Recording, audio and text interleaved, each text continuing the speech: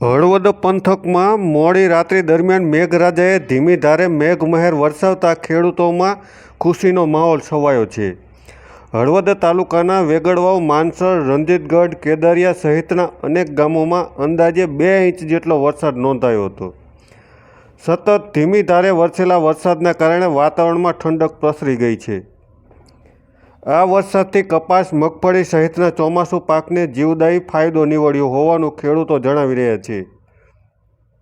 સમયસર વરસાદ વરસતા ખેતરોમાં પૂરતો ભેજ સર્જાયો છે અને જેના કારણે પાકના વિકાસને વેગ મળશે તેવી આશા વ્યક્ત કરવામાં આવી રહી છે. વરસાદથી ખેડૂતોમાં આનંદની લાગણી જોવા મળી રહી છે અને સારા ઉત્પાદનની અપેક્ષા વધુ મજબૂત બની છે. ત્યારે હળવદ પંથકમાં ધીમી ધારે વરસેલા વરસાદથી ખેડૂતોમાં ખુશી જોવા મળી રહી છે. જો કે નીચાણવાળા ખેતરોમાં પાણી પણ ભરાયા છે અને રોડ પર પાણી ભરાવાના બનાવો પણ સામે આવ્યા છે.